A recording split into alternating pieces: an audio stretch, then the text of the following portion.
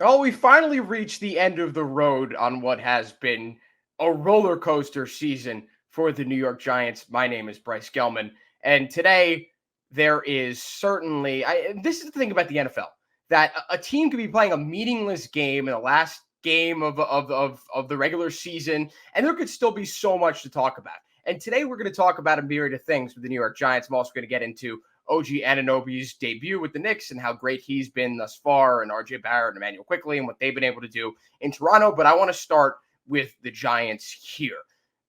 This should be Saquon Barkley's last game with Big Blue.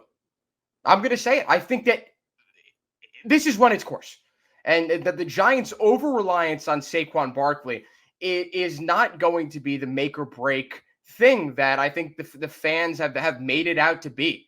And as good as Saquon has been, he's also been injured just as much. And this would not be the case right now, where we'd be seeing potentially the end of Saquon Barkley's Giants career if he actually was able to stay on the field and not injure himself on a season by season basis. And this is where we're at right now with week 18 finally here.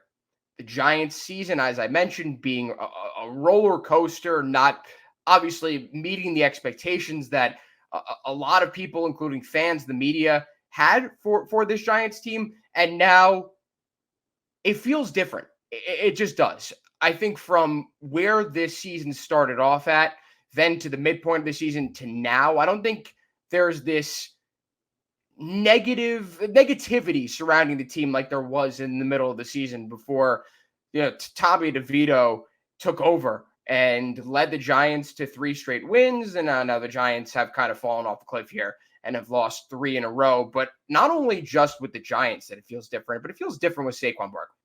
And I know I said that it probably should come to an end, but there's a likelihood now that the Giants will bring back Saquon Barkley. And it's something that I talked about with Sean Morash on One Giant Step. You can check that out at the WFAN YouTube page.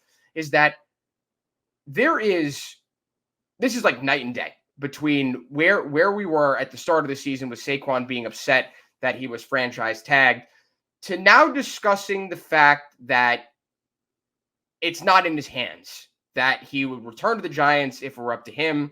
But obviously, it would all depend on whether or not Joe Shane ponies up and pays the man what he believes he deserves. And right now, I just don't know if he does deserve it. I think that across the NFL, even the best running backs in the league have proven to be expendable at the end of the day. As good as they are on a game by game, season by season basis early on in their career, they usually fall off and don't turn out to be the player that quarterbacks do over time. Offensive linemen, defensive linemen, secondary players, linebackers turn out to be over a longer period, a longer stretch of their careers. And that's not to discredit what Saquon has been able to do in a Giants uniform. That he was picked number 2 in the draft, the most pro-ready guy in that 2018 draft, and he was pro-ready and then some. He was probably the most talented running back in the league his first couple of years before the injuries started to pile on. And even now, he has been extremely effective as the Giants running back. And I don't think that you make the playoffs last year.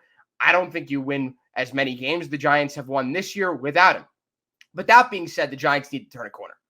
The Giants need to draft a running back because they've been content with having Matt Breida as their backup. And turn the page onto a new era of the Giants. And that's not to say that I wouldn't be opposed to bringing back Saquon Barkley, especially because at the end of this year, the Giants probably won't offer him an offer before they allow him to go out and search for greener pastures across the league, to which he will find that the team that values him the most is probably the Giants. Because at this point, who's going to be willing to beat his asking price of over $12, $13 million a year for an injury-prone guy who could go down at any point? And again, it's not to discredit who Saquon Barkley is. It's not to discredit what he has done since he was drafted number 2 overall. He's one of the best running backs in the league. And he's the reason why the Giants made the playoffs last year. All right, I digress. There is totally, in my own opinion, no doubt about Saquon Barkley not playing another snap for the Giants and that being the right decision at the end of the day. Because I think that the Giants now, with they're probably going to have these 3 top 45 picks, the second rounder they traded for that they got from trading Leonard Williams. The Seahawks will probably turn out to be in that range of 40 to 45, maybe even better than that. But the Giants now have the assets to go out and draft a good replacement for Saquon Barkley. And with Daniel Jones making $40+ million this next year, and that actually being on the cap, it was deferred mostly to this year, a bigger cap hit. The Giants are kind of limited in the moves that they're able to make, and getting Saquon off the payroll, which he was franchise tagged this year, he's making over $10 million a year. You get that off the books. You bring in a guy in the second or third round, you pay him $2-3 million, whatever it may be for a rookie contract, and you save yourself $7 million, especially for a team that has holes throughout the roster. I think less holes than we all thought halfway through the season, that things have changed in that period of time. But this Giants team does still have holes to fill, and they could do it with the money that Saquon won't be making if he goes somewhere else from the Giants. So I think all things considered, great career for the Giants. Saquon Barkley has had. I think I got to commend the guy for wanting to play in New York, for being the perfect personality to deal with the media, a community, whatever you want to call it, just, a huge impact that he's had on the community in the New York, New Jersey area, and just the consummate professional and player. I mean, he's been really good. It's just been his injuries, as I've said.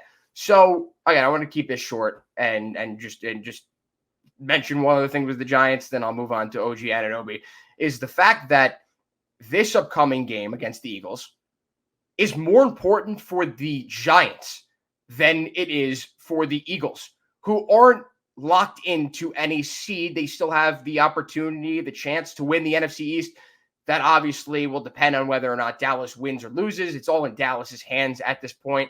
But the Giants need to lose this game, because I really believe that if they win this game, it is going to set them back years. Because if they do decide that they want to draft that quarterback, they want to trade up for that quarterback that maybe they could have gotten at 4 or 3 if they lose this game, they're going to have to give up plenty of assets that they could have used to improve all around. And I understand you get the quarterback, everything changes, but now you have the opportunity to capitalize on that. All right, moving on to a quick little note about OG Anunoby in this Knicks trade that they made about a week ago now. I love OG Anunoby. I think he's a perfect fit for this Knicks team. I think that this was the right move to make. You do part with 2 guys who are going to thrive in another environment, but you got to give up something to get something in return. And the one little bit of trepidation that I have regarding going out and saying the Knicks won this trade is the fact that OG Anunoby is going to ask for $30+ million this offseason when he will be a free agent. So it's the same situation as with Quickly. Obviously, the Knicks, I feel like, are more willing to pay Anunoby because he fits into their long-term future better than Quickly did, but it's more money. It's more money that they were offering Quickly. It's more money than Quickly was even asking from them. Quickly was asking for, I think, $25 billion a year. The Knicks were at 20. They didn't meet in the middle for whatever reason. I don't know. But they now are in this position where they are one major piece away from competing in this league. Are you really willing to give another player $30+ million a year when you know at the end of the day that can limit your opportunities to go out and acquire that star player? I don't know. I think they will anyway, because OG Anunoby is one of the best defenders in the league. And he is now, let me pull up the stat here, plus 54 for the Knicks in the 2 games that he's played for the Knicks. One of them was against the Bulls. Fine. I get that. Okay. That you can throw that game out. But against the second best team in the Western Conference, the Timberwolves, he was like a plus 34 or something. It has been incredible to watch the defensive intensity that he brings. And now the Knicks are playing off of that. You got this big clog on defense. It allows Jalen Brunson to, to take a few defensive possessions off. It allows DiVincenzo to do what he does best, which is roam and not guard the best defender and play off the ball and intercept passing lanes. This is the best possible outcome, I think, for the Knicks, is that they re-sign OG Anunoby. They secure the future of this team, at least the shell of it, or the core of it, and then you could build on top of that. But once you get Anunoby locked up, I think you may have some issues with cap space, and you may have to wait until the new CBA kicks in. You may have to wait until this new TV deal kicks in. So that all remains to be seen. The Knicks still have this chess piece in Evan Fournier's expiring contract, which they're going to have to use at some point. It makes no sense not to use it, whether they use it for a star in a trade or whether they use it for someone to give them a spark off the bench, which they so desperately need now with Quickly in Toronto. Then, so be it. Make the trade. But this has been a fun 2 games, and hopefully this continues, because I think all of us Knicks fans don't want to feel or continue to feel, obviously right after the trade, that we are missing out by getting rid of Quickly, by getting rid of RJ Barrett, who wasn't given the opportunity to shine in New York. Personally, I'm happy for them, and I'm glad that both of them now have that opportunity. But as a Knicks fan, I'm just praying that OG Anunoby turns out to be the knight in shining armor for the Knicks. That's all I got for today, and I will see you all next week. Please give me a subscription down below and give this video a like if you enjoyed it. See you all next week.